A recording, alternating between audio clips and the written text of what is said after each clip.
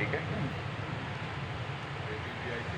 اعوذ باللہ من الشیطان الرجیم، بسم اللہ الرحمن الرحیم۔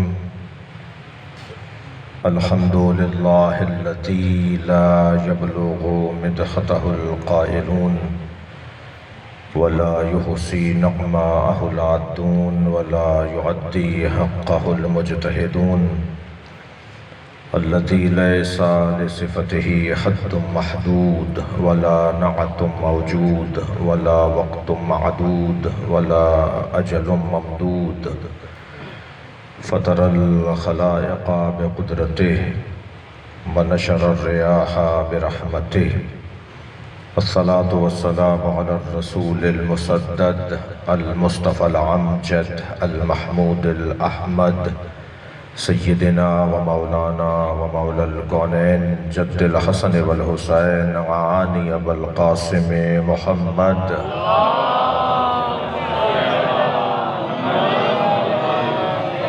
وآله الطيبين الطاهرين المعصومين الذين قال الله إنما يريد الله ليذهب عنكم الرجس أهل البيت ويطهركم تطهيرا.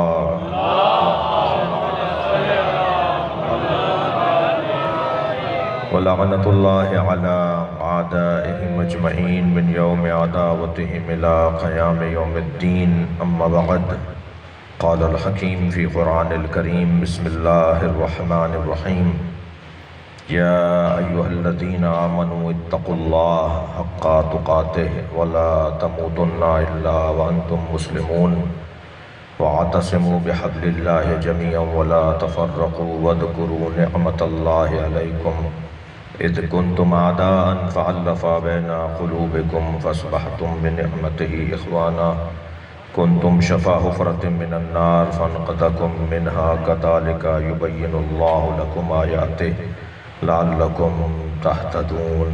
صلوات.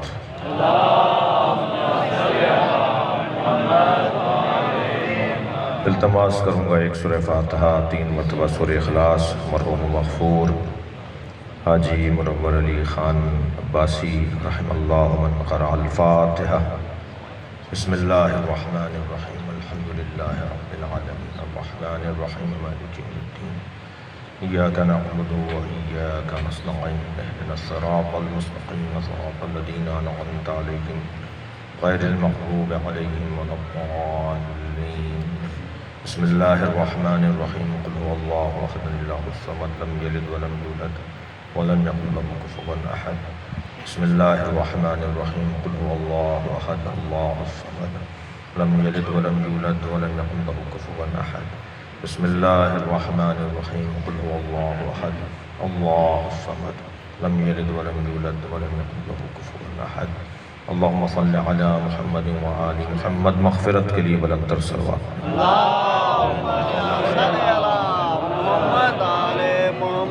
سورہ مبارکہ آل عمران کی 101 اور 102 نشانوں پر موجود 2 آیتیں میں نے پڑھی ہیں، اور دونوں کا کیونکہ آپس میں خاص ربط ہے، خاص آپس میں تعلق ہے، اور مرحوم مغفور منور علی عباسی کی جو زندگی گزری اس کو بھی مد نظر رکھتے ہوئے میں نے ان آیات کا انتخاب کیا ہے. اللہ اپنے کلام میں ارشاد فرما رہا ہے: یا ایھا الذین آمنوا، اے صاحبان ایمان، تقوی پروردگار اختیار کرو. معلوم یہ ہوا کہ ہر مومن متقی نہیں ہوتا. اللہ مومنوں کو دعوت تقوی دے رہا ہے. اگر ایمان کے بغیر کوئی متقی کہلائے تو وہ نفسیاتی بیمار تو ہوگا، متقی نہیں ہوگا. تقوی پرہیزگاری آ ہی نہیں سکتی جب تک کہ ایمان نہ ہو. اے صاحبان ایمان، قرآن کا ترجمہ ہے، قرآن کی آیت ہے: اے صاحبان ایمان، یا ایھا الذین آمنوا اتقوا اللہ، تقوی پروردگار اختیار کرو. مومنوں کو دعوت تقوی ہے، مگر آیت آگے بڑھ رہی ہے: حق تقاتے، تقوی بھی اختیار کرو تو اس کا حق ادا کرو. کبھی کبھی کا تقوی نہیں، پسند کا تقوی نہیں، مرضی کا تقوی نہیں. جہاں مفاد ہو وہاں متقی ہو جائیں، بہت سے لوگوں کو آپ نے دیکھا ہوگا وہ دکان پہ تسبیح بیٹھ کر پڑھ رہے ہوتے ہیں، دکان پر بیٹھے ہوتے ہیں، گاہک آ رہے ہوتے ہیں تو وہ تسبیح پڑھ رہے ہوتے ہیں، تو وہ اپنی تسبیح کے ذریعے سے اپنے گاہکوں کو اپنی طرف کھینچ رہے ہوتے ہیں۔ یہ اپنی دنیا کی خاطر تسبیح پڑھ رہا ہے، تسبیح مصلی پہ جا کے پڑھو، یہ تم بہکانے کے لیے بیٹھے ہو۔ بعض لوگوں کا حلیہ اس طرح سے ہوتا ہے کہ آپ انہیں دیکھ کے کہتے ہیں یہ کوئی اللہ کا ولی ہے۔ جی ہمارے یہاں مزاج کچھ عجیب ہے، اللہ کا ولی بننے کے لیے لباس کو بدلنے کی ضرورت نہیں ہے، یعنی لباس کی بنیاد پر کوئی ولی نہیں بنے گا۔ میں بھی اس وقت آپ کے سامنے ایک لباس پہنے بیٹھا ہوں، آپ سب بھی لباس میں ہیں۔ لباس عربی زبان کا لفظ ہے نا، اسے عربی میں یہ جو ہم پہنے بیٹھے ہیں اسے لباس کہتے ہیں۔ اس کے لغت میں معنی ہے دھوکہ، لباس یعنی دھوکہ۔ ابھی دنیا میں ہمارا بچہ آیا نہیں ہوتا کہ اس کے لیے تحفہ تیار ہوتا ہے جسے لباس کہتے ہیں، یعنی دھوکہ۔ ہم اپنے بچے کو دنیا کا پہلا تحفہ دھوکہ دیتے ہیں۔ دور ویسے بھی پیکنگ کا ہے، جس کا اچھا لباس ہوگا اس کا احترام بھی زیادہ ہوگا، جس کے کپڑے پھٹے ہوئے ہوں گے اس کا احترام بھی نہیں ہوگا، تو پیکنگ پہ نہیں جائیے۔ بہت لوگ جو ہوتے ہیں وہ آپ سجاتے ہیں اپنے آپ کو، تو اچھی بات ہے، دنیا کی خاطر جو ہے وہ انسان دیکھتا ہے کہ کیسے اسے زندگی گزارنی ہے۔ یہ اللہ نے دنیا ویسے بھی مومن کے لیے بنائی ہے، مگر مومن کو یاد رہے کہ مومن کو دنیا کے لیے نہیں بنایا ہے، خیال رہے۔ تو جگہ ہی یہ دنیا چہلم کی مجلس ہے، ایصال ثواب کی مجلس ہے، ایک عزیز کے جانے پر مغفرت کا سامان کیا گیا ہے۔ یہ جگہ ویسے جو دنیا ہے نا، یہ دھوکوں کی جگہ ہے، فریبوں کی جگہ ہے۔ یہاں انسان قدم قدم پہ دھوکہ کھاتا ہے۔ جی بہت سے لوگ کلف کے کپڑے پہنے ہوئے ہوتے ہیں نا، بہت سے لوگوں کے گردن میں کلف لگا ہوا ہوتا ہے، وہ آپ سے اکڑ کر بات کریں گے، گردن ٹیڑھی کر کے بات کریں گے۔ اللہ کو گردن کلف لوگ پسند نہیں ہیں۔ آپ 2 کروڑ کی گاڑی میں بیٹھے ہیں مگر پیدل چلنے والے کو انسان مانے، آپ کروڑوں اربوں روپے کا اپنا بنگلہ بنائیں مگر جھگیوں میں رہنے والے کو انسان مانے، تب تو ہوگا کہ دنیا ہمیں دھوکہ نہیں دے رہی۔ کیا حیثیت ہے، کچھ نہیں لے کے جائے گا انسان اپنے ساتھ، یہ زمین یہیں رہ جائے گی۔ کون سی چیز منور علی عباسی کو وہاں کام آئے گی؟ یہ جو مسجد کی جگہ دی ہے، یہ جو امام بارگاہ کی جگہ دی ہے۔ مجھے معاف کریں گے عباسی صاحب کے بچے کہ وہ جو اپنے بچوں کے لیے زمینیں چھوڑ کر گئے ہیں وہ انہیں کام نہیں آئیں گی، مگر یہ کہ بچے اس میں سے کچھ ان کے لیے کریں، لیکن انہیں جو چیز کام آئے گی وہ یہ چیز کام آئے گی۔ وہ جو عاشور کے دن سبیل پلاتے تھے نا، وہ جو ایک لائن دے کر گئے ہیں، ایک خط دے کر، ایک صلوات پڑھیں ان کی مغفرت کے لیے۔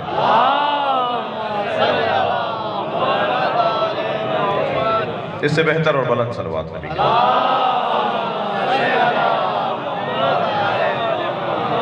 یا ایھا الذین آمنوا اتقوا اللہ حق تقاتہ، تقوی پروردگار کا حق ادا کرو۔ اللہ صرف مصلی پر یاد نہ آئے۔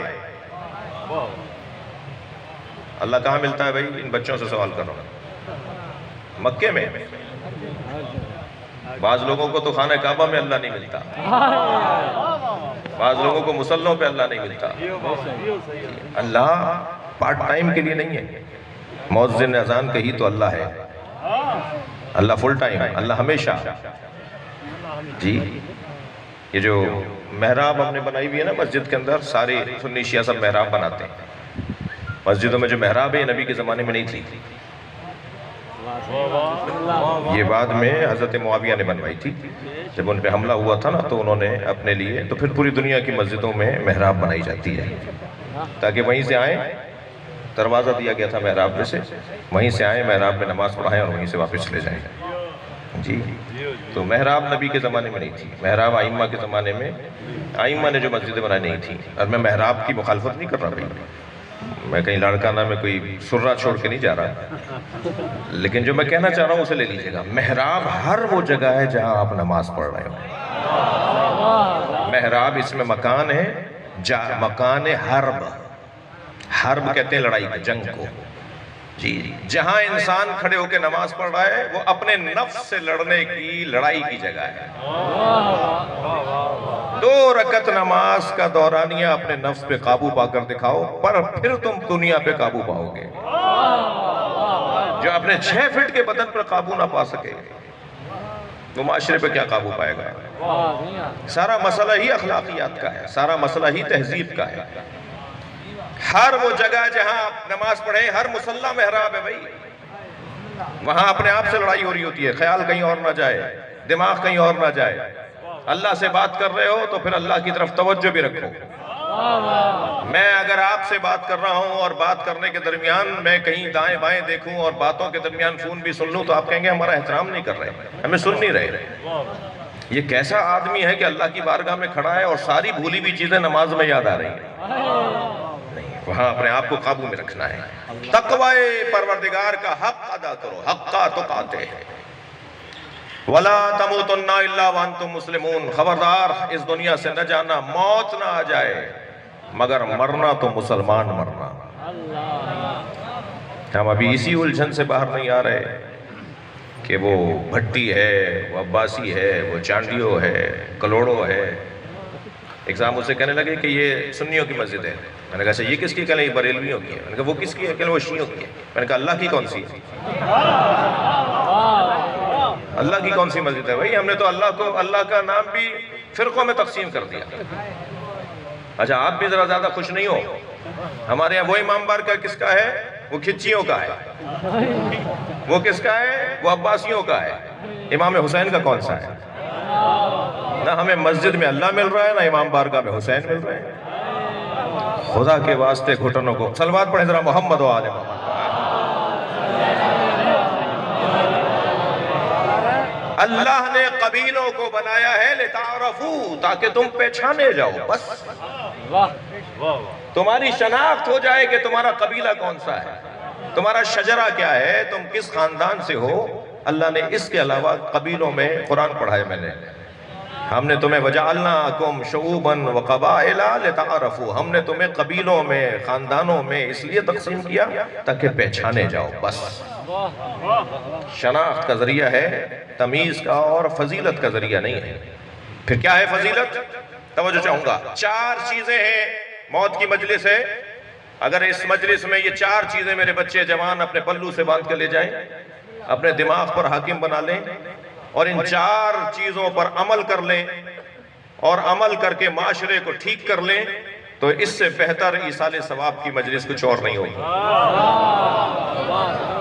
20 سال کے بعد ایک صاحب ملے، کہنے لگے جی میں 20 سال پہلے گیا تھا منور عباسی صاحب کی چہلم کی مجلس میں، وہاں ایک صاحب آئے ہوئے تھے، مجلس پڑھ رہے تھے، انہوں نے ایک جملہ کہا تھا، میری الجھن دور ہو گئی، میرا رویہ بدل گیا، میرا طریقہ بدل گیا، میری روش بدل گئی۔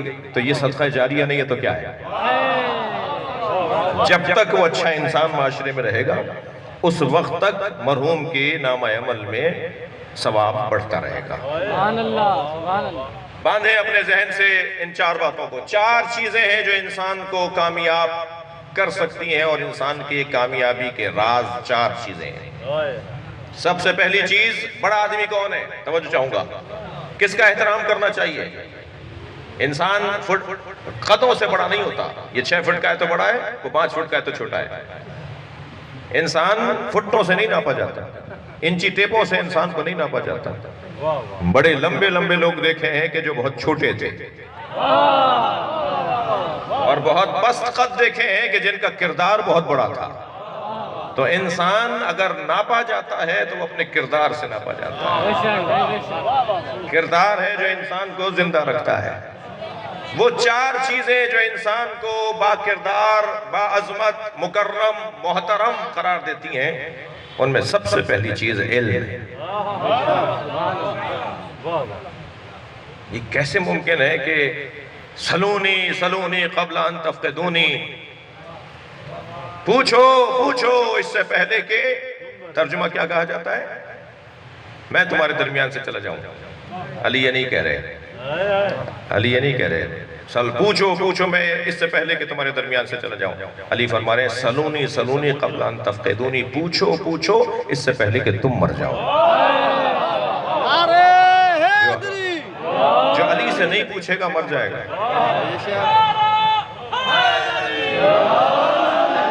جو مولا علی سے علم نہیں لے گا مر جائے گا. میرا شوق تھا کہ میں جب لندن جاؤں تو آکسفورڈ اور کیمبرج کو بھی دیکھنا چاہتا تھا، شوق تھا. تو کیمبرج بھی گیا، آکسفورڈ بھی گیا، پورے شہر یہ یونیورسٹی ہیں، ہر گھر کے اندر کلاسیں ہو رہی ہوتی ہیں. تو کیمبرج یونیورسٹی کے اندر جب میں گیا تو وہاں جو اسلامیات کا شعبہ تھا اس میں 200 سے زیادہ طالب علم تھے جو پی ایچ ڈی کر رہے تھے اسلامی علوم میں، مختلف اسلامی علوم میں. ان میں آپ سن کر خوش ہوں گے کہ 50 وہ طالب علم تھے جو نہج البلاغہ پر پی ایچ ڈی کر رہے تھے. مگر سن کر تعجب بڑھ جائے گا کہ ایک بھی مسلمان نہیں تھا. سارے غیر مسلم تھے جو علی پر غور کر رہے تھے کہ مولا علی نے کیا فرمایا ہے. دنیا تو مولا علی سے استفادہ کر رہی ہے، دنیا مولا کائنات کے خطبے پر تحقیق کر رہی ہے. میں کتنا نہج البلاغہ کو پڑھ رہا ہوں. ابھی ایک صاحب میرے ساتھ سفر میں تھے، تھوڑا سا لمبا سفر تھا، تو رستے میں میں نے دیکھا کہ وہ زبان کا استعمال تھوڑا سا آزاد کر رہے تھے. میں نے ان سے کہا کہ آپ جب واپس چلے جائیں اپنے گھر، جب کراچی پہنچیں تو پھر 1 ہفتے تک صرف نہج البلاغہ پڑھیں، آپ کی زبان اچھی ہو جائے گی. نبے تلے جملے، وہ گہری باتیں، وہ سنگین گفتگو، وہ ایک ایک جملے میں سیمینار کا موضوع. 10 خطیبوں کو ایک جملہ مولا کائنات کا دے دیے. جملہ سنا دو مولا کا ایک. فرماتے ہیں الدہر یومان، جو ہے جملہ سنا رہا ہوں ایسے مولا علی کے کوئی 15,000 جملے ہیں، جیسا ابھی ایک جملہ سنا رہا ہوں. فرماتے ہیں الدہر یومان، زمانہ 2 دن ہی کا تو ہے. بھئی تھک کر نہیں سنے جنہیں میری بات جا رہی ہے، گردن ہلاتے رہیں. مولا علی فرماتے ہیں الدہر یومان، زمانہ 2 دن ہی کا تو ہے. یوم علیکا و یوم لکا، ایک دن تیرے خلاف رہے گا، ایک دن تیرے حق میں رہے گا.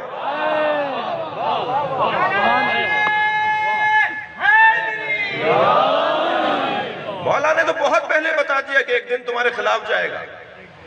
تمہیں اس دن میں چین نہیں ملے گا، سکون نہیں ملے گا، پریشانی ملے گی. ایک دن تم راحت میں ہوگے، سکون میں ہوگے. کتنا زمانے کو مختصر کر کے بتا دیا. فرما رہے ہیں کن فی الفتنۃ کابن اللبون، فتنے کے ایام میں اونٹنی کے 2 سالہ بچے کی طرح ہو جاؤ. لا زہر فیرکب، نہ اس کی پشت مضبوط ہوتی ہے کہ کوئی بیٹھ سکے. لا درع فیحلب، نہ اس کی پستان ہوتے ہیں کہ کوئی دودھ نکال سکے. نہ اس کے کام آؤ، نہ اس کے کام آؤ، اونٹنی کے 2 سالہ بچے کی طرح ہو جاؤ. علم علم. میں چاہوں گا ان بچوں سے، جوانوں سے میری خوش قسمتی ہے، مجلس میں جوانوں کی تعداد بہت ہے. ایک ڈائری بنائیے، قلم جیب میں رکھیے. ہر مجلس میں کوئی ایک کام کی بات تو شہنشاہ حسین نقوی نے کی ہوگی. گھنٹہ خطاب کیا مگر بات ایک ہی کی ہے بس. تو ایک بات لکھ لیجئے، تاریخ ڈال دیجئے اوپر، فلاں کے چیڈم میں گیا تھا، فلاں جگہ مجلس تھی، یہ کام کی بات ملی. 20 سال کے بعد جب آپ کی ڈائری اپنی کھولیں گے نا تو وہ اس سے زیادہ قیمتی ڈائری کوئی اور نہیں ہوگی جو مجلسوں سے علم مل رہا ہو. اور اگر یہ مزاج میرے بچوں اور جوانوں کا بن گیا نا تو پھر آپ مجھے مجبور کریں گے مولانا کوئی کام کی بات کیجئے. 1 گھنٹے تک آپ نے کوئی کام کی بات نہیں کی، پرانی باتیں کر کے چلے گئے. جی علم. انسان کی فضیلت علم میں. جاننے والا اور نہ جاننے والا برابر نہیں ہے. هل يستوي الذين يعلمون والذين لا يعلمون، کیا جاننے والے اور نہ جاننے والے برابر ہیں؟ قرآن نے پکار کے کہا جاننے والے اور نہ جاننے والے برابر نہیں ہیں. میں ایک فضائی سفر میں تھا، مجھ سے ایک مفتی صاحب کہنے لگے کہ آپ مولا علی کو صحابہ کرام سے افضل مانتے ہیں؟ میں نے کہا نہیں، ہم انبیاء سے بھی افضل مانتے ہیں. کہنے لگے کیا کہہ دیا آپ نے؟ میں نے کہا کہنے لگے کیا کہہ دیا آپ نے؟ میں نے کہا جی میں نے جو کہا ہے اس میں دلیل رکھتا ہوں. کہنے لگے کیا دلیل ہے آپ کے پاس؟ میں نے کہا سب سے افضل انسان کون ہے؟ جس کے پاس علم ہو. اس لیے کہ حضرت آدم اور فرشتوں کے درمیان کون سی چیز تھی جو حضرت آدم کو مسجود بنا گئی، مسجود ملائکہ بنا گئی؟ فرشتوں نے کس بنیاد پر حضرت آدم کو تعظیم کی اور اللہ نے کہا جھک جاؤ آدم کے آگے؟ اللہ نے آدم علیہ السلام کے آگے علم کی بنیاد پہ جھکوایا ہے، اور میں دعوے سے کہتا ہوں اور اطمینان سے کہتا ہوں کہ کوئی ایک لے آؤ جو علی سے زیادہ عالم ہو۔ سبحان اللہ۔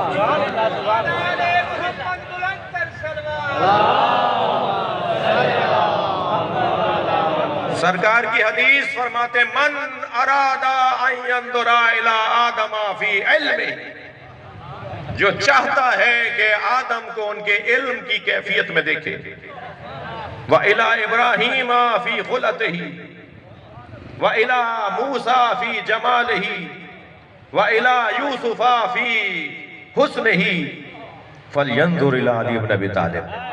جو سارے نبیوں کے کمالات ایک جگہ دیکھنا چاہتا ہے وہ علی کو دیکھ لے۔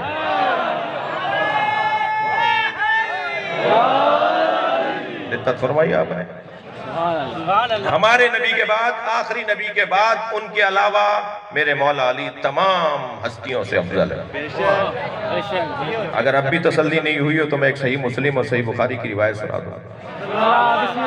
روایت یہ ہے کہ جب قرآن کی یہ آیت نازل ہوئی فی بیوت اذن اللہ ان ترفع ویذکر فیہا اسمہ، جن گھروں میں اللہ کا نام لیا جاتا ہے ان گھروں کو تعمیر کرو، تعظیم کرو، ان گھروں کا احترام کرو۔ فی بیوت اذن اللہ ان ترفع، جن گھروں میں اللہ کا نام لیا جاتا ہے ان کو بلند کرو، ان کی تعظیم کرو، ان کا احترام کرو۔ جیسے ہی آیت نازل ہوئی صحابہ کرام نے پوچھا یا رسول اللہ وہ کن کے گھر ہیں، وہ کون سے گھر ہیں جن کی تعظیم کا اللہ نے حکم دیا ہے؟ تو میرے مولا نبی نے فرمایا بیوت الانبیاء، وہ انبیاء کے گھر ہیں۔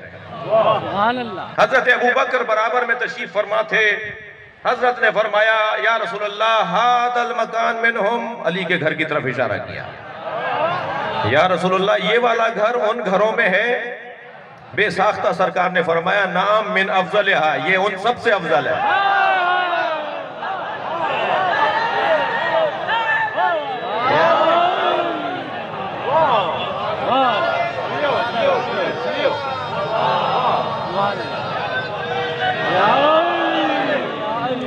گھر جب انبیاء کے گھروں سے افضل ہے تو گھر والا انبیاء سے افضل کیسے نہیں ہوگا؟ علم انسان کو افضل بناتا ہے، علم سے زیادہ کوئی فضیلت نہیں ہے۔ مجھے تو تعجب ہوتا ہے کوئی علی کا نام لینے والا ہو اور یا علی مدد کہنے والا ہو اور وہ جاہل ہو۔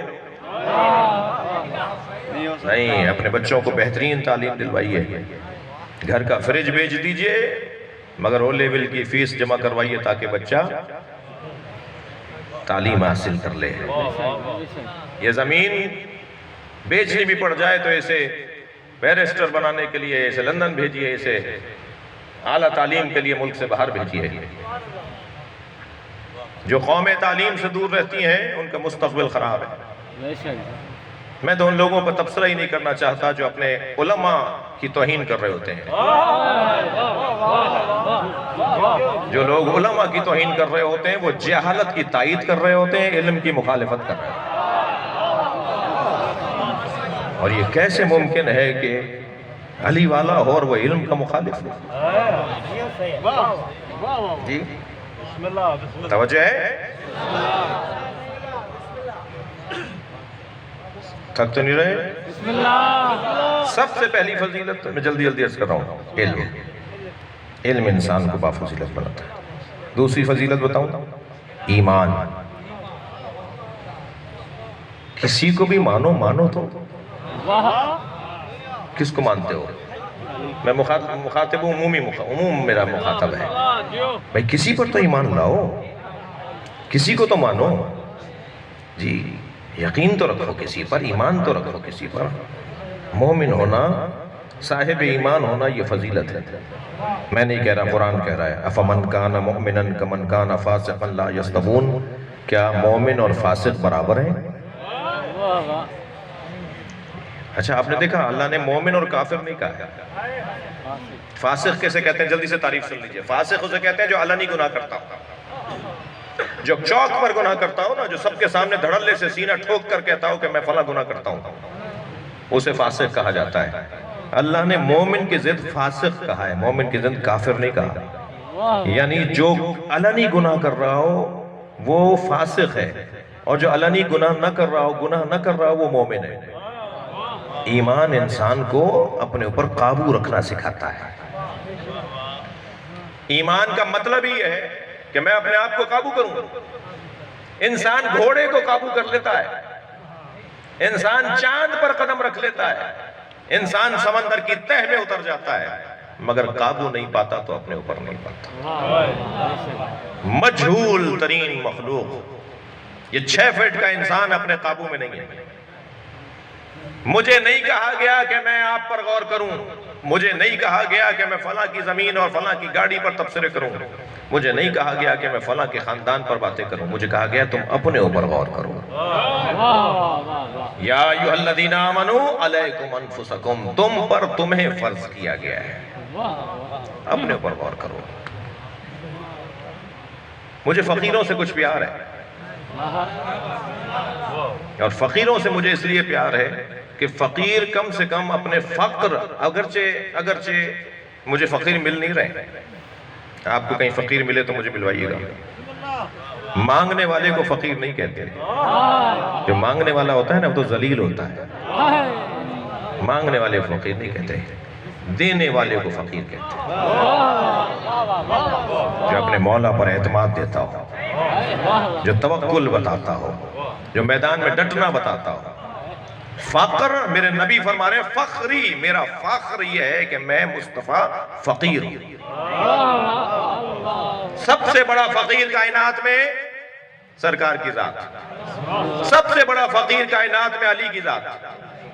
یہ ہے فقر کا حسین منظر. ویسے بھی نہیں مل رہے میں فقیر، آپ کو ملے تو مجھے ملوائیے گا. جی، میں ایک جگہ سے گزر رہا تھا، رستے میں ایک فقیر نے مجھے اسی حلیے میں دیکھا. میں اسی حلیے میں رہتا ہوں، پوری دنیا میں مختلف ممالک میں جہاں بھی گیا ہوں اسی لباس میں. اور اس کا ایک نتیجہ یہ ہے کہ کوئی نہ کوئی ہر سفر میں ایک سے زیادہ لوگ آ کر برابر میں بیٹھتے ہیں اور کہتے ہیں آپ شیعہ مولوی ہیں، آپ سے سوال کر لوں. تو میں پہلا جواب تو یہ دیتا ہوں کہ میں پہن کے اس لیے پھر رہا ہوں کہ آپ سوال کر لیں. الجھنیں بڑھائی بھی ہیں، شیعوں کا ایسا ہوتا ہے. بھائی بات کرو نا. سوال کا ہونا عیب نہیں ہے، جواب کا نہ ہونا ہے. ہمیں کھلنا چاہیے، دوسرے سے بات کرنی چاہیے. تو میں گزر رہا تھا تو مجھے ایک فقیر نے دیکھا، تو دور سے اس نے سلام اور یا علی مدد مجھے کہا. تو میں نے اسے جواب بھی دیا. تو اس نے آواز دے کر کہا کہ کچھ چاہیے، کچھ دوں؟ آپ یقین جانیے میں نے اپنی گاڑی رکوا دی. میں نے کہا جی پہلا فقیر ملا ہے مجھے جو دینے کی بات کر رہا ہے. میں نے اتر کے اس سے سلام دعا کی، خیریت پوچھی. میں نے کہا جی دیجئے. کہنے لگا زہد کسے کہتے ہیں بتاؤ، زہد کسے کہتے ہیں؟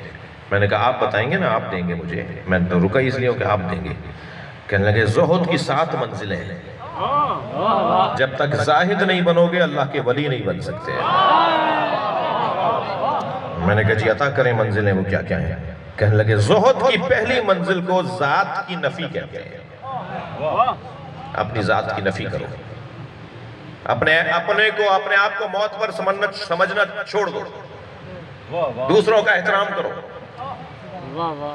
فقیروں اور غریبوں کے ساتھ بیٹھنے کی عادت ڈالو. جب کبھی نفس موٹا ہونے لگے تو حسین کی مجلس میں فرش پر آ کے بیٹھو. یہ جو فرش ہے نا، یہاں میں عادت نہیں ہے. معمولاً ہم اگر کسی کی شادی میں بلائے جاتے ہیں نا، یعنی عباسی برادران ہمیں اگر اپنے گھر کی شادی میں بلاتے اور یہاں بٹھا دیتے تو کیا ہوتا؟ کوئی بھی نہیں بیٹھتا، سب ناراض ہو کے چلے جاتے ہیں کیا ہو رہا ہے ہمارے ساتھ. لیکن مجلس حسین ہے، یہاں اپنی ذات کی نفی ہوتی ہے. ایک فیکٹری کا مالک مجلس میں آگے بیٹھا تھا، ایک شخص کودتا پھاندتا آیا، اس کے آگے آگے بیٹھ گیا. بیٹھتے بیٹھتے لات بھی مار دی بے خیالی سے. اس نے ایسے ہی مڑ کر دیکھا یہ ہے کون؟ دیکھا تو اسی کی فیکٹری کا ڈرائیور ہے. سوچنے لگا اسے ڈانٹے کہ یہاں کہاں بیٹھے ہو، پیچھے جاؤ. فوراً حسین نے خیال ڈالا یہ تمہارا نوکر نہیں ہے، یہاں سب برابر ہے. ایک نتیجہ ان محفلوں اور مجلسوں کا یہ ہے کہ یہاں ہم اپنی ذات کی نفی کرتے ہیں. یہ موسیٰ بھائی بیٹھے ہیں، کروڑپتی آدمی ہیں، یہ کہاں بیٹھے ہیں؟ سیڑھیوں میں. بڑے دل سے بیٹھے ہوں گے کہ عباسی صاحب کے بچے، بھتیجے، داماد بیٹھے ہوئے ہیں، پوتے بیٹھے ہوئے ہیں، جی یہ نہیں بیٹھیں گے کبھی کسی اور کے گھر ایسے. یہاں ذات کی نفی ہو رہی ہے. تھک کر سن رہے ہیں آپ مجھے؟ آپ نصیحتیں بھی تو سننے کی ہیں نا. ذات کی نفی. تو دوسرا مرحلہ ایمان کا ہے. مومن ہو جاؤ. اب مومن ہونا کتنا مشکل ہے کوئی مسلمان سے پوچھے، اور مسلمان ہونا کتنا مشکل ہے کوئی علامہ اقبال سے پوچھے. علامہ اقبال فرماتے ہیں یہ شہادت گہے الفت میں قدم رکھنا ہے. لوگ آسان سمجھتے ہیں مسلمان ہونا. مسلمان ہونا بہت مشکل ہے. مسلمان ہونا ایگریمنٹ ہے، مسلمان ہونا ایک معاہدہ ہے، مسلمان ہونا ایک تعہد ہے، مسلمان ہونا ایک حلف ہے. لا الہ الا اللہ کی پریشانیاں کیا کم تھیں جو آپ نے محمد الرسول اللہ بھی بول دیا، اور محمد الرسول اللہ کی پریشانیاں کیا کم ہیں جو آپ علی ولی اللہ بھی بولتے ہیں. یہ جیسے جیسے کلمہ بڑھاتے جا رہے ہیں آپ اپنی پریشانیاں بڑھا رہے ہیں. یہ نعرہ لگا لینا، یہ زبان پہ دہرا لینا، یہ ظاہر کے لیے تو ٹھیک ہوگا مگر حقیقت اس سے پوری نہیں ہوگی، اس سے حقیقت حاصل نہیں ہوگی. یہ کلمات انسان کو ذمہ داریاں دے رہے ہوتے ہیں. جیسے جیسے میں ان کلمات کی ادائیگی کرتا چلا جاؤں ایسے ایسے میری ذمہ داریاں بڑھ رہی ہیں. ایمان دوسرا مرحلہ. آگے بڑھیے. تیسرا مرحلہ تقوی. مومن اگر متقی ہوگا تو اپنے ہدف کی طرف بڑھ رہا ہے.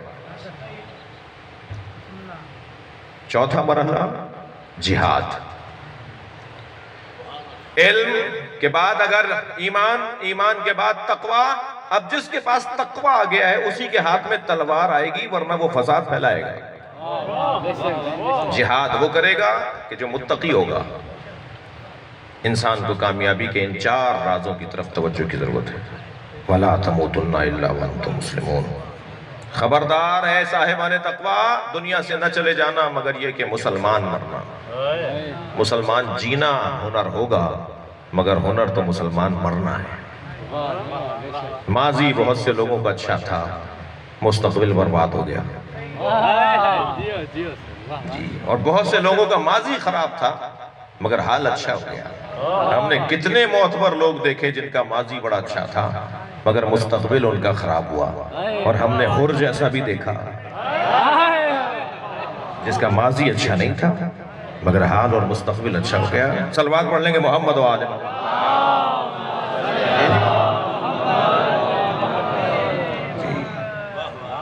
مرو مگر مسلمان مرو. کیا کریں کہ مسلمان مریں؟ توجہ چاہوں گا بھئی سال ثواب کی مجلس سے ذرا کڑوی باتیں سن لیجئے. کیا کریں کہ مسلمان مریں؟ جن لوگوں نے اپنے جان کے نذرانے پیش کیے وہ 2 طرح کے ہیں. کچھ تو وہ ہیں جنہیں کاندھوں پر اٹھا کر قبرستان پہنچایا جاتا ہے. کچھ وہ ہیں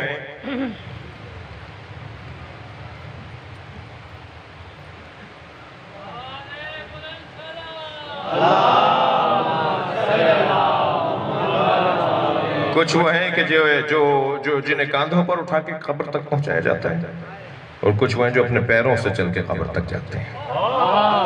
جو موت کو تلاش کر رہے ہوتے ہیں، جو موت سے دوستی کرتے ہیں، جو موت سے پیار کرتے ہیں، جو موت کو ڈھونڈتے ہیں، پھر انہیں موت مارتی نہیں ہے. پھر موت آ بھی جائے تو ان کی قبریں ہدایت دے رہی ہوتی ہیں، ان کے مزارات رہنمائی کر رہے ہوتے ہیں. مرو مگر مسلمان مرو. اگر آپ خفا نہ ہو تو ایک جملہ کہہ دوں. اس آیت کی تلاوت جناب زہرا نے اس وقت کی تھی جب صدق مانگنے گئی تھی. بس اس سے زیادہ نہیں کہوں گا، لے لیجئے گا جو میں نے کہا ہے. وَلَا تَمُوتُنَّ إِلَّا وَأَنْتُمْ مُسْلِمُونَ. خبردار موت نہ آ جائے مگر آئے تو مسلمان مرنا. جو زہرا سے لڑے، جو اہل بیت سے لڑے. وَلَا تَمُوتُنَّ إِلَّا وَأَنْتُمْ مُسْلِمُونَ. وَاعْتَصِمُوا بِحَبْلِ اللَّهِ جَمِيعًا وَلَا تَفَرَّقُوا. اللہ کی رسی کو مضبوطی کے ساتھ تھامے رکھو. یہ رسی تو ٹوٹے گی نہیں، تمہارا ہاتھ چھٹ سکتا ہے، لہٰذا اتنی مضبوطی سے تھامو کہ تمہارے ہاتھ چھٹنے نہ پائیں. اعتصام بحبل اللہ واعتصموا بحبل اللہ جمیعا، مل کر اللہ کی رسی کو مضبوطی کے ساتھ تھامو، ولا تفرقوا، اور رسی کے بارے میں جھگڑا نہ کرو۔ ترجمہ میں نے جان بوجھ کے یہ کیا ہے۔ ذاتی طور پہ جھگڑا برا نہیں ہے، ذاتی طور پہ اتحاد اچھا نہیں ہے، وہ سبب ہوتا ہے جو اسے برا اور اچھا بناتا ہے۔ یہ رسی ہے، اس کے بارے میں جھگڑا نہیں کرنا۔ یا علی، اللہ کی رسی کیا ہے؟ فرمایا قرآن۔ نبی سے پوچھا یا رسول اللہ، اللہ کی رسی کیا ہے؟ فرمایا علی۔ یعنی علی اور قرآن کو ملائیں گے تو اللہ کی رسی بنے گی۔ دو ڈوروں کے بٹنے کو رسی کہا جاتا ہے، علی اور قرآن اللہ کی رسی۔ خبردار قرآن سے ہاتھ نہ اٹھانا۔ یہ چومنے کے لیے نازل نہیں ہوا، ہاں تعظیم اس کی لازم ہے، مگر یہ پڑھنے اور سمجھنے کے لیے نازل ہوا ہے۔ خدا کے واسطے میرے بچے اور جوان عہد کر لیں، عہد دہرا لیں کہ ہر روز چند آیتیں، ایک صفحہ ضرور قرآن کا پڑھیں گے اور ترجمے کے ساتھ پڑھیں گے، اس پہ غور کریں گے۔ اللہ کا کلام ہے، یہ ٹائم لیس کلام ہے، ہر زمانے میں نیا نظر آتا ہے، ہر دور میں تازہ نظر آتا ہے۔ جب اٹھا کے دیکھو ایسا لگتا ہے جیسے اللہ آج ہم سے بات کر رہا ہو۔ یہ زمانہ بردار نہیں ہے، یہ وقت کا محتاج نہیں ہے، یہ نیا ہے، ہمیشہ تازہ ہے۔ اس لیے کہ اللہ نہ کپڑے اسے متعلق بات کرتا ہے، کپڑے میرے آپ کے تبدیل ہوئے ہیں۔ میں ابھی نماز پڑھ رہا تھا عباسی صاحب کی مکان میں، تو وہاں ایک تصویر لگی ہوئی تھی آپ کے نماز خانے میں، اس میں پگڑیاں باندھی ہوئی تھی بزرگوں نے، اور وہ شلوار کے جو انداز بڑے تھے اور ڈریس کچھ اور تھا۔ مجھے تو آج کوئی نظر نہیں آ رہا ایسا۔ لباس بدل گیا نا جی، 100 سال پہلے جو لباس تھا وہ آج نہیں پہن رہے آپ، یا آپ کی تصویریں اگر آپ کے پوتوں نے دیکھی تو کہیں گے دیکھو ہمارے دادا کیا پہنے ہوئے، ان کا لباس بدل جائے گا۔ تو اسلام زمانے کے ساتھ چلے یا نہ چلے، اسلام کا تعلق لباس سے تو ہے ہی نہیں۔ لباس بدل رہا ہے، اسلام تو لباس سے بات ہی نہیں کرتا۔ یہ شلوار قمیض اسلام کا ہے، پینٹ شرٹ اسلام کے مخالفوں کا ہے، یہ پجامہ کرتا ہندوؤں کا ہے۔ نہیں بھائی، اسلام لباس سے متعلق بات ہی نہیں کرتا، اسلام کا موضوع ہی لباس نہیں ہے۔ اسلام کہتا ہے جو چاہو پہنو مگر اپنی حیا بچاؤ، بے حیائی نہ ہونے پائے۔ قاعدہ ہے، قانون ہے۔ ڈشیں تبدیل ہو گئی نا، کیا پکاتی تھی ہماری بڑی بڑیاں، آج کی عورتوں کو وہ پکانا ہی نہیں آتا، تو ڈشیں بدل گئی نا۔ تو اسلام کا تعلق تو ڈشوں سے ہے ہی نہیں۔ اسلام تو نہیں کہتا بریانی اسلام کی غذا ہے، اور مثال کے طور پہ چائنیز جو ڈشیں ہیں وہ چینیوں کی ہیں اور غیر مسلموں کی ہیں۔ اسلام تو یہ بات ہی نہیں کرتا، اسلام کہتا ہے جو چاہو کھاؤ مگر حلال کھاؤ۔ توجہ کر رہے ہیں آپ حضرات؟ اسلام گاڑیوں سے متعلق بات ہی نہیں کرتا، گاڑیاں بدلی ہیں نا جی، سواریاں بدل گئی نا، پہلے گھوڑوں پر، گدھوں پر، خچروں پر، پہلے فلاں گاڑی تھی، پورے شہر میں 2 آدمیوں کے پاس جیپ ہوتی تھی، وہ والی جیپیں آپ کہیں میوزیموں میں رکھی بھی ہوں گی۔ گاڑیاں بدلی ہیں نا، آج کی گاڑی کچھ اور ہے، 100 سال پرانی گاڑی کچھ اور ہے۔ تو گاڑی بدلی ہے، گاڑی میں بیٹھنے والا نہیں بدلا۔ پہلے والا ان گاڑیوں میں بیٹھ کر کرتا تھا، آج والا ان میں بیٹھ کر کر سکتا ہے۔ اور آج کا جو سواریوں کا انداز ہے، ایک جملہ سنتے جائیے، پہلے اللہ کی بنائی ہوئی سواریوں پر جب بیٹھتے تھے تو سینہ چوڑا کر کے بیٹھتے تھے، شان سے گھوڑا دوڑاتے تھے جی۔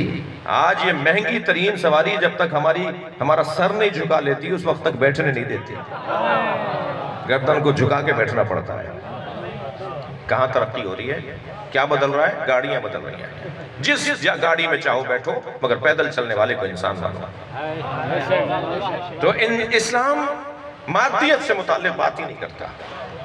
خالق کا کلام، شاہ صاحب ہدیہ کر رہا ہوں جملہ، خالق کا کلام قرآن اور مخلوق کا کلام نہج البلاغہ، یہ 2 ایسے کلام ہیں جو حقیقت سے متعلق بات کرتے ہیں، مادیت سے متعلق بات نہیں کرتے ہیں۔ اور جو چیزیں تبدیل ہوتی ہیں وہ مادی چیزیں تبدیل ہوتی ہیں، حقیقت تبدیل نہیں ہوتی ہے۔ المرء محفوظ تحت لسانہ، انسان اپنی زبان کے نیچے چھپا ہوا ہے، یہ 1400 سال پرانا مولا علی کا فرمان ہے۔ آج بھی ایسے ہی ہے، جب تک میں بولوں گا نہیں آپ کو پتہ نہیں چلے گا کہ میں کیا حیثیت ہے، میرے کیا علم ہے، میرا شجرہ ہے، میرا کیا مبلغ ہے۔ یہ چھوٹا سا گوشت کا لوٹرا جب دائیں بائیں اوپر نیچے لگتا ہے دہان منہ کے اندر تو پورا اندر کا آدمی لا کے باہر کھڑا کر دیتا ہے۔ یہ مولا علی نے 1400 سال پہلے کہا ہے، ایک حقیقت ہے جو تبدیل نہیں ہوئی۔ کپڑے، گاڑی، بنگلے، کھانے تبدیل ہو گئے مگر انسان نہیں بدلا۔ کل کا انسان بھی ظالم تھا، آج کا انسان بھی ظالم ہے۔ کل کا انسان بھی عادل تھا، آج کا انسان بھی عادل ہے۔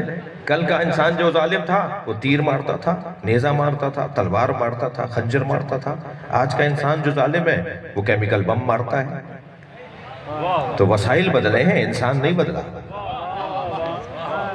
کل کا انسان جو عادل تھا اس کے عدل کا طریقہ کچھ اور تھا، اس کے عدل کا طریقہ کچھ اور ہے۔ انسان نہیں بدلا، وسائل بدلے۔ لہٰذا ہر دور میں قرآن اور اہل بیت کا پیغام تازہ یوں رہے گا کہ یہ ضمیر اور فطرت سے متعلق بات کرتے ہیں، اور فطرت تبدیل نہیں ہو رہی ہماری۔ قرآن اور علی، اللہ کی رسی سے مضبوطی کے ساتھ تھامے رکھو۔ مخاطب ہوں لاڑکانہ کے منتخب مجمع سے، نہ قرآن لڑنے کا عنوان ہے نہ علی جھگڑے کا موضوع ہے،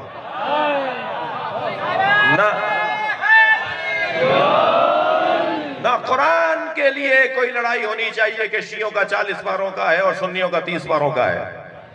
کیا باتیں کر رہے ہو؟ یہ والی باتیں یہودی کو فائدہ پہنچائیں گی، غیر مسلم طاقتوں کو فائدہ پہنچائیں گی کہ سنی اور شیعہ مسلمان تو ابھی قرآن پر ہی متفق نہیں ہے۔ کوئی کسی کا کوئی ایک حرف زیادہ اور کم نہیں ہے سنی شیعہ کے قرآن میں۔ بغیر بتائے کسی شیعہ کا دروازہ بجائیے اور کہیے تمہارے گھر میں جو قرآن رکھا ہے لا کر دکھاؤ، وہ وہی قرآن لائے گا جو آپ کے گھر میں رکھا ہے۔ کوئی قرآن علیحدہ نہیں ہے، یہی قرآن ہے سب کے گھر میں۔ خدا کے واسطے یہ گفتگو عوام تو عوام، بعض پڑھے لکھے لوگوں کے درمیان جب ہوتی ہے تو مجھے تعجب ہوتا ہے۔ قرآن لڑنے کا موضوع نہیں ہے۔ یہ ولدضالین اور ولدضالین اور ولدضالین، سنی حضرات ولدضالین کہتے ہیں، شیعہ حضرات ولدضالین کہتے ہیں، یہ بھی غیر علمی باتیں ہیں۔ کوئی وہ دال نہیں بولتے، کوئی ہم زواد نہیں بولتے، ہم وہ بھی زواد بول رہے ہوتے ہیں۔ زبان تجوید عربی زبان، اب انگریزی آپ بولیں، اگر اس کے لہجے میں آپ بات نہیں کریں گے تو انگریز جب آپ سے سنے گا تو وہ مذاق اڑائے گا کہ یہ اس کو آنی نہیں بولنا جی۔ ایسے ہی سندھی زبان میں اگر میں بات کروں، اسے ایک ساتھ کہہ لیں آپ سندھی بول تو لیتے ہیں، تقریر کیوں نہیں کرتے؟ میں نے کہا تقریر ریکارڈ ہو رہی ہوتی ہے، تقریر خطابت میں ادب کی ضرورت ہوتی ہے، جملوں کو نپا تلا اور سجا ہوا ہونا چاہیے۔ تو میں نیچے بیٹھ کے تو سندھی بول لوں گا، مگر ممبر پہ بیٹھ کے اگر میں نے کوئی غلطی کر دی تو مذاق بنے گا، ورنہ کوئی اور بات نہیں ہے۔ ویسے ہی مجھے سندھیوں سے بڑا پیار ہے، سندھی سے مجھے پیار اس لیے ہے کہ سندھ کی ثقافت میں اہل بیت سے محبت ہے۔ یہاں کا ہندو بھی علی مدد بولتا ہے، یہاں کا سنی بھی گھر پہ علم لگاتا ہے۔ آپ دیکھ لیجئے، عباسی صاحب کو تو لاڑکانہ والے سب جانتے ہیں نا، وہ سنی تھے نا، مگر شاید بہت سارے شیعوں سے زیادہ ان کا کردار ہو۔ تو یہ کیا بات ہوئی؟ یہ کس نے کہہ دیا کہ ہماری ہے کربلا؟ تھک کر نہیں سنیں گے دو مصرے، یہ کس نے کہہ دیا کہ ہماری ہے کربلا؟ حق بات تم کہو تو تمہاری ہے کربلا۔ اور در حسین پہ ملتے ہیں ہر مزاج کے لوگ، در حسین پہ ملتے ہیں ہر مزاج کے لوگ، یہ دوستی کا وسیلہ ہے دشمنی کا نہیں، یہ جوڑنے کی جگہ ہے نا۔ تو یہ تو حسن خاص طور پہ سندھ کا حسن ہے۔ میں بات آگے بڑھا رہا ہوں، اور وہ یہ کہ علی لڑنے کا عنوان نہیں ہے۔ آپ مولا کائنات کا نام کہاں لیتے ہیں، وہ کہاں نہیں لیتا، وہ اذان میں نہیں لیتا، وہ اقامت میں لیتا ہے، وہ فلاں جگہ لیتا ہے اور فلاں جگہ نہیں لیتا۔ آپ کو کیا ٹھیکیدار بنایا ہے کہ جو آپ کی طرح نہیں لیتا اس کو گلے پہ چھری رکھ دینی چاہیے؟ اسے جینے کا حق ہی نہیں ہے۔ ذرا علی کا اخلاق تو لے کر آؤ، تب لوگ تمہاری طرف راغب ہوں گے۔ مجھے حق نہیں پہنچتا کہ میں جو میرے عقیدے پر نہیں ہے میں اسے رد کر دوں، کافر بول دوں، غالی بول دوں، مقصر بول دوں۔ اپنے اوپر توجہ کرو بس۔ جیسے عمل میں ریاکاری ہے نا، ضائع ہو جاتا ہے عمل اگر ریاکاری کروں۔ میں نے اگر نماز شب پڑھی ہے تو ڈھول بجا کے کیوں بتا رہا ہوں کہ میں نماز شب پڑھتا ہوں؟ اگر میں نیکیاں کرتا ہوں تو اسے چھپاؤں؟ نیکی کر کر بتائی نہیں جاتی، چھپائی جاتی ہے۔ اور جتنا میں نیکی کر کے چھپاؤں گا اللہ اتنا ہی اللہ میری عزت میں اضافہ کرے گا۔ اگر میں نے نیکی کی اور لوگوں کے حوالے کر دی تو پھر اللہ قیامت میں کہے گا لوگوں سے اجر لے لو، لوگوں سے جا کے لو جن کی خاطر تم نے جن کو بتایا جتایا۔ میری خاطر اگر کیا ہوتا تو پھر میں تمہیں اجر دیتا۔ اب اتنا پیسہ لگا دیا، اتنی جگہ دے دی، اتنا خرچہ کر دیا اور جگہ جگہ بتا کر معلوم اللہ کہے گا انہی سے مانگو جن کو دے کر آئے ہو۔ تم نے اگر میری خاطر دیا ہوتا تو میں تمہیں اس کا اجر دیتا۔ تو نیکی کر کے چھپایا جاتا ہے نا، اور اگر نیکی کر کے بتائیں گے تو ریاکاری ہو جائے گی اور ریاکاری سے عمل ضائع ہو جائے گا۔ ایسے ہی عقیدے میں بھی ریاکاری ہے۔ جملہ محسوس کریں گے، اگر ابو ذر کو معلوم ہو جائے کہ سلمان کے دل میں علی کا عقیدہ کیا ہے تو ابو ذر سلمان کو قتل کر دے۔ اس کا مطلب ہے سلمان نے اتنا چھپایا ہوا تھا نا۔ میری بات نہیں گئی۔ لو علم ابو ذر، اگر ابو ذر کو معلوم ہو جائے ما فی قلب سلمان کے دل میں علی کے بارے میں کیسا عقیدہ ہے، لقتلہ، تو ابو ذر سلمان کو قتل کر دے۔ تو چھپایا ہوا ہوگا نا، جبھی تو نہیں پتا۔ میں تو بتاتا ہوں، مائک پر بتاتا ہوں، اور جو میرے عقیدے کا نہیں ہوتا میں اسے کہتا ہوں یہ غالی ہے، یہ مقصر ہے۔ اب وہ جو روڈ سے گزر رہا ہے، میں مائک پر مجلس پڑھ رہا ہوں، وہ جو روڈ سے آدھی بات سن کر گزر رہا ہے، وہ میرے بارے میں اگر منفی فیصلہ کرے تو اسے حق ہے نا۔ اب یہ میری مجبوری تھی کہ میں مجمع میں مائک پر خطاب کروں گا تو آخر تک آواز جائے گی۔ بہت ساری باتیں ممبر پہ کرنے کی نہیں ہے۔ دو باتیں تو مجھ سے ناراض نہ ہوئیے گا، اور ہوں گے تو میں آپ کے لیے دعا کروں گا۔ دو باتیں ممبر کی نہیں ہیں، شیعوں سے مخاطب ہوں۔ دو باتیں ممبر کی نہیں ہیں۔ ایک خونی ماتم کے بارے میں، کون کرتا ہے کون نہیں کرتا، کرنے والا کیسا ہے نہ کرنے والا کیسا ہے، ممبر پہ بیٹھ کے باتیں نہ کرو۔ جی، قما کا ماتم، تنجیر کا ماتم، یہاں بیٹھ کر اس میں تبصرے نہیں کرو، نہ حق میں نہ مخالفت میں، کوئی اور بات کرو۔ دوسرا، شہادت ثالثہ، یہ اس جگہ کیا موضوع نہیں ہے۔ ذرا مدرسے میں آؤ، آستینیں لوٹ کر بات کرو، ذرا دلیلوں کے ساتھ بات کرو۔ یہاں نعرہ لگوانا میرے لیے بہت آسان ہے، کسی پڑھے لکھے کے سامنے بات کرنا میرے لیے مشکل ہے۔ یہاں تو مائک میرے پاس ہے نا، آپ بول ہی نہیں سکتے۔ آپ بولیں گے تو لوگ آپ کو ڈانٹیں گے، ماریں گے، بدتمیز ہے، مجلس خراب کر رہا ہے۔ یہاں تو مائک میں مالک بیٹھا ہوں بھائی، میں ایسے بادشاہ بنا بیٹھا ہوں، جو چاہوں بول دوں، آپ تو کچھ بول ہی نہیں سکتے۔ تو جہاں آپ کو بولنے کا حق نہیں ہے وہاں میں اکیلا کیسے بات کر سکتا ہوں؟ آپ سے تو میں سن ہی نہیں رہا، آپ سے تو دلیل ہی نہیں لے رہا میں۔ جہاں ممبر سے اتر کے آمنے سامنے بیٹھ کر بات ہو سکتی ہو وہاں پر بات ہوگی کسی علمی موضوع پر۔ عزیزان گرامی، خدا کے واسطے ہماری مجلس میں ہندو بھی آتا ہے، عیسائی بھی آتا ہے، سنی بھی آتا ہے۔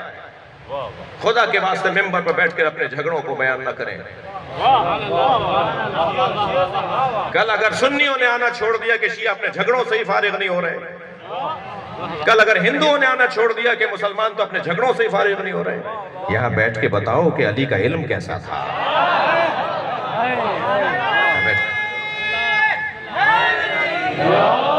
یہاں بیٹھ کر بتاؤ کہ اہل بیت کا کردار کیسا تھا۔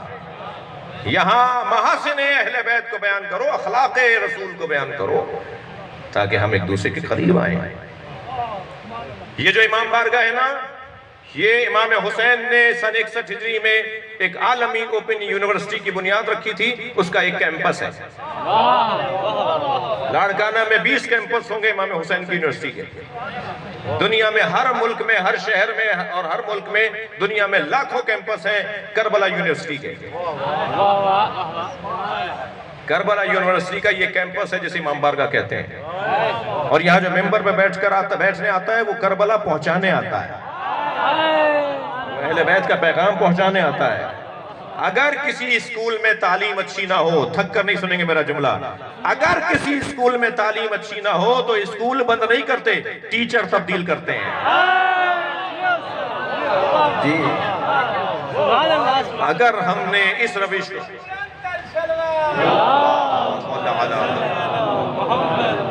اگر ہم نے یہ روش نہیں اپنائی تو ہمارا نقصان ہوگا، ہم بہت پیچھے چلے جائیں گے۔ مولانا طارق جمیل میرے بڑے ہیں، میرے عزیز ہیں، میرے محترم ہیں، مجھ سے پیار کرتے ہیں، میں بھی ان سے پیار کرتا ہوں، اور ہماری ملاقاتیں ہیں، رابطہ ہے۔ آج کل ان کی طبیعت اچھی نہیں ہے، ان کی شفا کے لیے صلوات پڑھیں۔ اللہم صلی علی محمد و آل محمد۔ جناب معظم عباسی صاحب کی والدہ منور صاحب کی اہلیہ کی طبیعت ٹھیک نہیں ہے، ان کی شفا کے لیے صلوات پڑھیں۔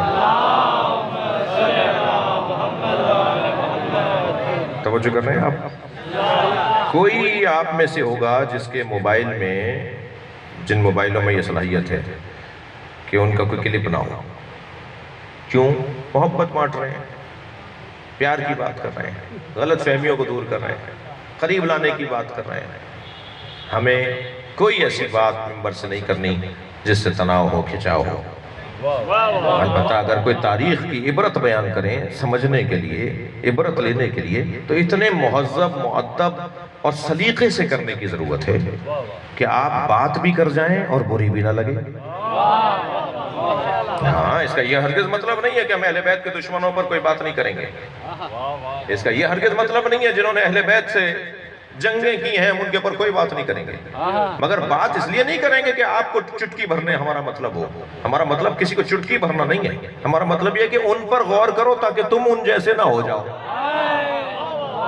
عبرت لینے کے لیے، جی، تاریخ سے عبرت لینے کے لیے کہ کون، ذرا غور کریں کیا سبب ہوا جو مولا کائنات کے سامنے فلاں لوگ آ گئے اور لڑنے کے لیے آئے اور میدان میں تلواریں لے کر آ گئے۔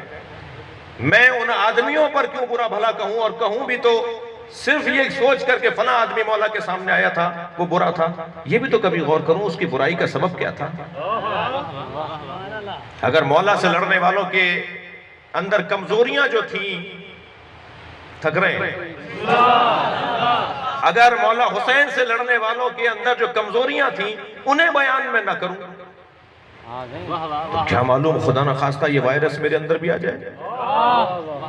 لیکن اگر میں ان بیماریوں کو غور کروں، کربلا میں حسین کو جو مارنے آئے تھے وہ 2 بیماریوں کے شکار تھے۔ شاید یہیں سے میں اپنے مجلس کو مکمل کروں گا۔ کربلا میں امام حسین کو جو مارنے آئے تھے وہ 2 بیماریوں کے مریض تھے، حب دنیا اور بغض علی۔ یہ دونوں بیماریاں تھیں۔ کوفے والے حب دنیا کے بیمار، پیسہ چاہیے تھا انہیں، کرسی چاہیے تھی انہیں، رائے کی حکومت چاہیے تھی انہیں، فلاں شہر کا گورنر بننا تھا وہ صوبے کا، دولت، پیسہ، سواری، زمین کا ٹکڑا، یہ لالچ دی گئی تھی کوفے والوں۔ کوفے والے حب دنیا کے شکار، حب دنیا حسین قتل کرواتی ہے۔ جی لیں میری بات کو لیں۔ اور بغض علی، شام والے بغض علی کے بیمار تھے، کوفے والے حب دنیا کے بیمار تھے۔ یہ 2 بیمار ملے ہیں کربلا میں جنہوں نے حسین کو مارا ہے۔ لہٰذا پسر سعد سے امام نے کہا تجھے میرے قتل کے عوض رے کی گورنری کی پیشکش ہے نا، کہ حسین کے مار کو آ جاؤ تو تمہیں رے کا گورنر بنا دیں گے۔ جو آج تہران ہے نا پورا، یہ شہر، یہ پورا صوبہ تھا، یہاں کا گورنر بنا رہے کہ آفر تھی کہ حسین کو مارو گے تو تمہیں گورنر بنا دیں گے رے کا۔ امام نے فرمایا تمہیں رے کا گورنر بنانے کی پیشکش ہے نا میرے قتل کے عوض، میں تمہیں ابھی سے بتا دیتا ہوں رے کے جو کے دانے بھی تجھے نہیں دے گا وہ۔ گورنری تو دور کی بات ہے، نہیں دے گا تجھے لالچ دیے تجھے نہیں دے گا۔ قصہ ہی پلٹ جائے گا میری شہادت کے بعد۔ الٹا وہ کہے گا میں نے کب کہا تھا اسے، جھوٹ بولے گا، میں نے کب کہا تھا کہ ایسا کرو، اور یہی ہوا۔ جب تک بیویاں دربار میں نہیں آئی ہیں اور جناب زینب کا خطبہ سامنے نہیں آیا ہے اس وقت تک تو کہتا رہا کہ میں نے قتل کروایا ہے، صحیح ہوا ہے حسین کے ساتھ، میں نہیں بھیجا تھا فوجیں۔ اور جب قصہ پلٹ گیا تو کہنے لگا میں نے کب کہا تھا عمر سعد کو اور عبید اللہ ابن زیاد کو کہ حسین کو مار دو۔ جی پھر بعض لوگ کہتے ہیں یہ توبہ کر رہا تھا یزید، میں کہتا ہوں اگر یہ توبہ تھا تو خانہ کعبہ کو کیوں جلایا؟ نبی کی مسجد میں گھوڑے کیوں بدوائے؟ یزید کے 3 جرموں میں پہلا جرم ہے قتل حسین، جس کی اگر وہ توبہ کا بھی کوئی تصور ہے تو پھر بعد میں یہ کیا ہوا ہے؟ جی فرمایا نہیں تمہیں رہ کے دانے بھی نہیں ملیں گے، اور نہیں ملے۔ ذلیل ہوا عمر سعد، ذلیل ہوا عبید اللہ ابن زیاد، شیمرہ منہ چھپائے پھرتا تھا، خولی کوڑ کا اور برس کا مریض ہو گیا تھا، سنان مسلسل اسے غلاظت اس کے اندر سے نکلتی رہتی۔ یہ جتنے بھی قاتلان امام حسین تھے نا عبرت بن کے مرے ہیں، لوگ ان سے نفرت کرتے تھے، بدبو آتی تھی۔ جی ابن جمو میں، ابن جمو کون تھا؟ جس نے صرف ایک جملہ امام حسین کو یہ کہا تھا جب امام نے کہا تھا میرا بچہ پیاسا ہے مجھے پانی نہ پلاؤ، علی اصغر کو پلا دو، تو اس نے دور سے آواز دے کر کہا تھا کہ حسین ایک قطرہ پانی بھی تمہیں نہیں دیں گے، ہم تمہیں مرتا ہوا پیاسا مرتا دیکھنا چاہتے ہیں۔ اس کے بدن سے ایسی بو آتی تھی کہ اس کے گھر والے، اس کے متعلقین اس سے نفرت کرتے تھے، اپنے مرنے کی آرزو کرتا تھا کہ مجھے موت آ جائے۔ اور جب کسی نے پوچھا یہ حال تمہارا کیسے ہوا ہے؟ کہا حسین کو رلایا تھا، میں نے حسین کے بچے کو جب پانی مانگنے آئے تھے تو میں نے یہ کہا تھا، یہ اس کا نتیجہ ہے۔ کسی کو کچھ نہیں ملا۔ مولا کائنات کے سامنے جنگ جمل میں، صفین میں، نہروان میں جو لوگ آئے، ہمیں دیکھنا ہوگا کہ کیا بیماریاں، کیا کمزوریاں تھیں ان میں جو آئے ہوئے، تاکہ وہ ہم میں نہ آ جائے۔ حب دنیا بغض علی، جب میرے مولا تنہا رہ گئے تو گھوڑے پر بیٹھ کر میرے مولا نے ایک خطبہ دیا اور نصیحت فرمائی، توبہ کر لو، واپس چلے جاؤ، میرے خون سے اپنے ہاتھوں کو رنگین نہیں کرو، اور اگر تم نے توبہ کر لی تو میں تمہاری ہدایت کی اللہ سے دعا کر رہا ہوں۔ میں رونے والوں سے سوال کروں، اس وقت اگر قاتلان علی اکبر توبہ کر لیتے، حسین نے تو انہیں بھی رستہ دے دیا۔ اجرکم اللہ، ذرا غور تو کریں حسین ابن علی کربلا میں کیا کہہ رہے ہیں۔ اور پھر جب کربلا کے میدان میں میری مولا نے خطبہ دے دیا اور کسی نے لبیک نہ کہا حسین کی بات کو، تو فرمایا ہاں، اب جملہ سنیں حسین مولا کا کربلا کا، فرمایا ہاں میری بات کا تم پہ اثر یوں نہیں ہو رہا، تمہارے شکموں میں حرام لقمے گئے ہوئے ہیں، جو حرام کھاتا ہے اس کو نصیحت اثر نہیں کرتی۔ ہمیں دیکھنا ہوگا نا کہ قاتلان اہل بیت، دشمنان اہل بیت، ان میں کیا کمزوریاں تھیں۔ ایک شخص کہتا ہے میں نے دیکھا حسین ابن علی تلوار گردن تک لے آتے تھے یزیدی لشکر کے سپاہی پر، اور پھر تلوار کو ہٹا لیتے تھے، اسے بھاگنے دیتے تھے۔ 10 سپاہیوں کو جب میں نے دیکھا کہ حسین نے چھوڑ دیا، مار دیا تھا، گردن پر تلوار تھی، ختم، ایک لمحہ تھا، مگر تلوار ہٹا لی اور اسے بھاگنے کا موقع دے دیا، اس سے منہ موڑ لیا، وہ بھاگ گیا۔ تو ایک سپاہی جو یزیدی لشکر کا تھا، اس نے کہا کہ جب میں نے یہ منظر دیکھا تو میں نے اپنا گھوڑا حسین کے سامنے دور لا کر آواز دی، اے حسین ابن علی، میں یہ منظر دیکھ رہا ہوں، تم لوگوں کو بھاگنے دیتے ہو، چھوڑ دیتے ہو، مار کیوں نہیں رہے لوگوں کو؟ کہنے لگے اس کی نسل میں ہے ایک مومن آنے والا، میں نے اسے چھوڑ دیا۔ اتنا خیال ہے ہدایت بشر کا کہ اگر آگے اولادوں میں کوئی اچھا آدمی آ رہا ہے تو ماں باپ کو بھی چھوڑ دیا جائے۔ جی جب میرے مولا گھوڑے پہ ڈگمگا رہے تھے، حضرتارو 3 مصائب ایسے ہیں جنہیں جناب زینب سالوں یاد کر کر کے روتی رہی، جنہیں رونا آ رہا ہو اپنی آوازوں کو آزاد کریں گے، اللہ مرحوم و مغفور کے درجات کو بلند فرمائے۔ 3 مصیبتیں ایسی ہیں جن پر جناب زینب ساری زندگی روئی ہیں، سنیں گے ذرا؟ ایک مصیبت حسین کے رخصت کی مصیبت ہے۔ آیت اللہ خمینی کے گھر 10 سال تک اشرا پڑا آیت اللہ فلسفی نے۔ کسی نے ان سے پوچھا کہ کون سے مصائب پر خمینی زیادہ روتے تھے؟ ہوتا ہے نا ہمارے یہاں بھی ہے، آپ بانیان جو ہیں وہ ذاکرین سے خواہش کرتے ہیں کہ حضرت علی اصغر کے مصائب پڑھنا، تو کہتا ہے فلاں مصیبت پڑھنا جی۔ ان سے پوچھا کہ سب سے زیادہ خمینی کون سے مصائب پہ روتے تھے؟ تو انہوں نے کہا رخصت حسین۔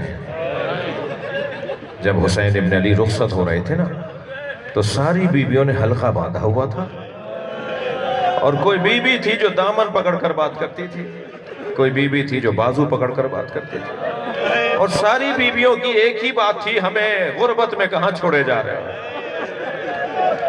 اس لیے کہ جب حضرت علی اکبر گئے تھے نا عزادارو تو ساری بیویوں کو احساس تھا ابھی حسین زندہ ہے۔ جب عباس شہید ہونے گئے تو سب کو احساس تھا کہ ابھی میرے مولا حسین زندہ ہے، لیکن جب حسین جا رہے ہیں تب کون ہے جو ہمارا سہارا بنے گا؟ بیویوں نے کس انداز سے امام حسین کو رخصت کیا اس کا بیان بہت مشکل ہے، لیکن اتنا مقتل میں لکھا ہے کہ جب میرے مولا دروازے سے باہر آئے، خیمے سے باہر آئے نا تو چیخنے اور رونے کی آوازیں تھیں، اور حسین جب گھوڑے کے قریب پہنچے ہیں تو پہلی مرتبہ ایسا ہوا کہ کوئی گھوڑے پر بٹھانے والا نہیں تھا۔ اللہ اکبر، دائیں دیکھنے لگے بائیں دیکھنے لگے، خیمے کے در سے جناب زینب کو احساس ہوا کہ بھائی کو عباس یاد آ رہا ہے۔ ہمیشہ ہمیشہ اجر و کمال اللہ، اجر و کمال اللہ۔ جنہیں رونا آ رہا ہے اپنی آوازیں آزاد کریں گے۔ جب آپ بلند آواز سے روتے ہیں نا تو امام محمد باقر دعا دیتے ہیں، امام جعفر صادق دعا دیتے ہیں رونے والوں کو۔ میری بیوی کو اندازہ ہوا کہ بھائی کو عباس یاد آ گئے، ہمیشہ عباس بھائی کو سوار کرواتے تھے۔ قریب آ کے گھوڑے کی لگام پکڑی اور کہا بھی زینب زندہ ہے۔ ایک بہن نے بھائی کو سوار کروایا، میرے مولا نے ذوالجناح سے کہا ذوالجناح مجھے مقتل تک پہنچا دے، گھوڑے نے پیر نہیں اٹھائے۔ امام نے جب یہ دیکھا تو تعجب ہوا، یہ نبی کی سواری تھی، جنہیں گھوڑے پالتے ہیں اور گھوڑوں کو جانتے ہیں، گھوڑے 25 سال میں بوڑھے ہو جاتے ہیں، 30 سال سے زیادہ گھوڑا زندہ نہیں رہتا، بہت کم شاذ و نادر ہوتا ہے۔ یہ کربلا میں 55 سال کا ہے گھوڑا جی، اس لیے کہ نبی کی سواری ہے، اور نبی جس جانور پر بیٹھتے تھے اس جانور کے فضائل لکھیں، کسی وقت فضائل کے باب میں عرض کروں گا۔ یہ نبی کی سواری تھی امام حسین کے پاس، نواسے کے پاس، نبی کے زمانے میں بھی جوان تھی، کربلا میں بھی تازہ ہے۔ امام نے کبھی سے چابک نہیں مارا، بس فرماتے تھے تیز چل تو تیز ہو جاتا تھا، فرماتے تھے آہستہ ہو جا تو آہستہ ہو جاتا تھا، فرماتے تھے میں اترنا چاہ رہا ہوں تو یہ گھٹنے ٹیک دیتا تھا کہ حسین کو اترنے میں تکلیف نہ ہو، اگر کبھی گر جائے سوار اس کا تو یہ سوار کو چھوڑ کر نہیں جاتا تھا، سوار کے گر چکر کاٹتا رہتا تھا کہ میرے سوار کے قریب کوئی اور نہ آ جائے۔ یہ اس خلق و خو کا جانور تھا۔ امام نے فرمایا مجھے مقتل تک پہنچا دے، گھوڑے نے پیر نہیں اٹھائے۔ پھر امام نے ایک جملہ کہا، بڑا کربناک جملہ ہے، دل کاٹنے والا جملہ ہے، فرمایا ہاں جتنا میں پیاسا ہوں اتنا تو بھی تو پیاسا ہے، تو پیاسا ہے، یہ آخری زحمت ہے مجھے کربلا کے میدان تک پہنچا۔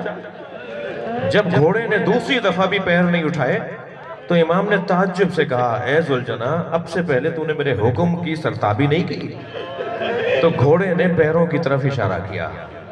اب جو میرے مولا نے جھک کر دیکھا نا، سکینہ پیر پکڑے بیٹھی تھی اور آواز دے رہی تھی اے ذوالجناح میرے بابا کو نہ لے جا۔ حسین گھوڑے سے اترے، میری بیوی کو سینے سے لگایا، کہا سکینہ اپنے بابا کو رخصت دے دو۔ تو میری بیوی نے کہا بابا الوداع، بابا الوداع، دادی زہرا کی آواز آ رہی ہے، وہ کہتی ہیں سکینہ میں مقتل میں حسین کا انتظار کر رہی ہوں۔ عزادارو حسین گھوڑے پر بیٹھ کے روانہ ہوئے، ابھی کچھ گھوڑا آگے گیا تھا، کچھ ہی آگے گیا تھا امام کا گھوڑا کہ امام کو محسوس ہوا جیسے کوئی پیچھے دوڑتا ہوا آ رہا ہے، جیسے جب جناب علی اکبر نے محسوس کیا تھا نا کہ کوئی پیچھے دوڑتا ہوا آ رہا ہے، تو حضرت علی اکبر نے مڑ کر دیکھا تھا تو امام حسین دوڑتے ہوئے آ رہے تھے اور ایک جملہ کہہ رہے تھے میرے لال آہستہ جاؤ، میں ایک مرتبہ اور تمہیں جی بھر کے دیکھ لوں۔ ایسے ہی امام حسین نے محسوس کیا جیسے کوئی پیچھے دوڑتا ہوا آ رہا ہے۔ اب جو حسین نے مڑ کر دیکھا بہن زینب ہے جو دوڑتی ہوئے آ رہی ہے، اجر و کمال اللہ، اور آواز دیتی جا رہی ہے محلا محلا یبر زہرا، اے زہرا کے لال، اے میرے ماں جائے آہستہ۔ حسین نے دیکھا کہ زینب پیچھے پیچھے آ رہی ہے تو میرے مولا نے خود کو سواری سے اتار دیا اور بڑھے اس طرف جہاں سے بی بی آ رہی تھی۔ بڑا پیار ہے دونوں بہن بھائیوں میں. جو رو رہے ہیں میں 2 منزلیں اور لوں گا. اللہ آپ کے اس ذکر کے تصدق سے مرحومین کی مغفرت فرمائے. میرے مولا پلٹے ہیں اپنی بہن کی طرف. بڑا پیار ہے دونوں بہن بھائیوں میں. اور پلٹ کے کہا بہن زینب تم نے تو رخصت کر دیا تھا, تم نے تو مجھے رخصت کیا ہے, پھر تم ایسے کیوں آئی ہو؟ کہا میری ماں زہرا نے آخری وقت میں مجھے جو نصیحتیں کی تھیں ان میں سے ایک نصیحت یہ کی تھی کہ جب حسین رخصت آخر کو آئے تو حسین کے گلے پر میری طرف سے بوسہ دینا.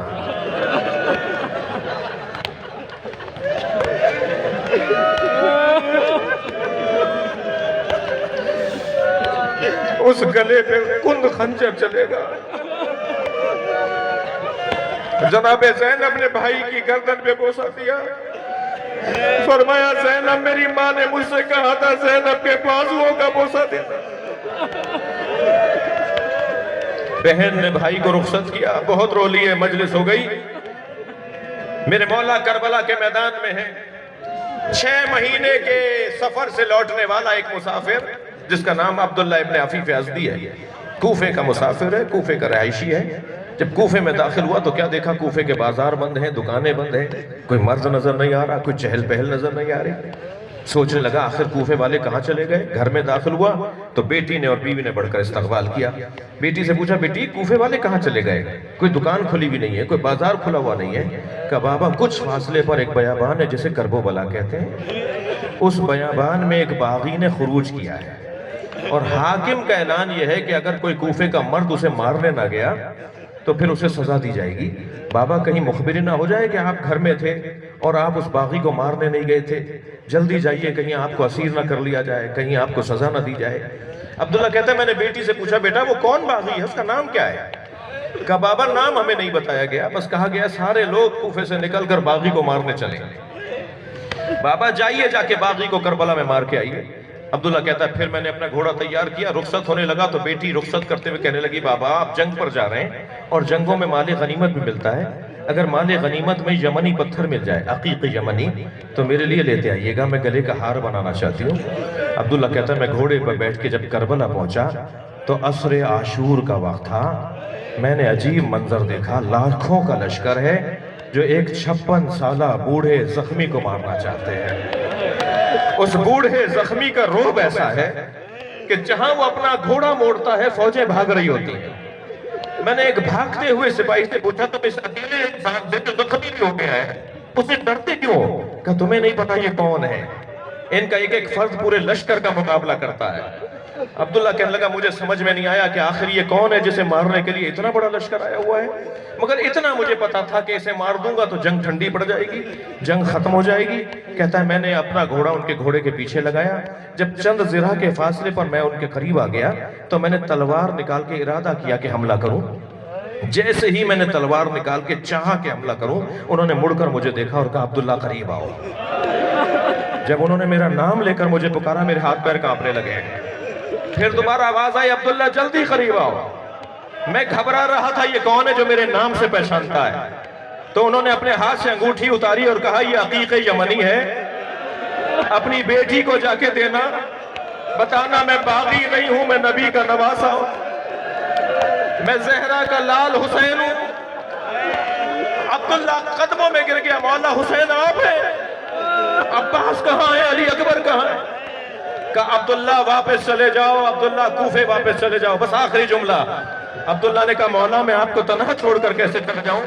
فرمایا عبداللہ واپس چلے جاؤ, چند دنوں بعد میری بہن زینب آئے گی, اسے چادریں لا کے دے دینا, نبی زادیاں بے مقنع ہو چادر.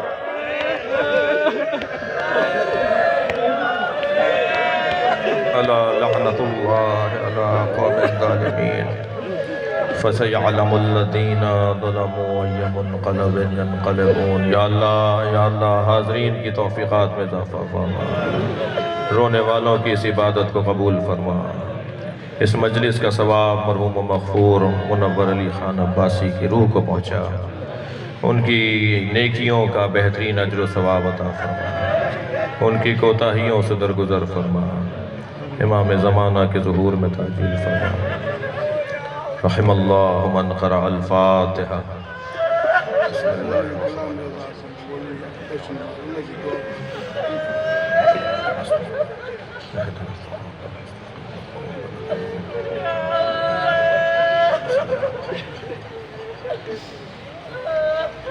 اللہم صلی علی محمد وآل محمد۔ مریضوں کی شفا یابی مولانا غلام رضا عباسی صاحب کی والدہ، معظم کی والدہ، ان تمام کی شفا یابی کے لیے ہاتھ امتیاز علی مریض ہیں، جو آپ کے دلوں میں حاجتیں ہیں، آنکھوں میں آنسو ہیں، آنکھوں میں آنسو ہیں، اس کیفیت میں اللہ سے دعا کیجئے کہ اللہ ہماری حاجات کو پورا فرما۔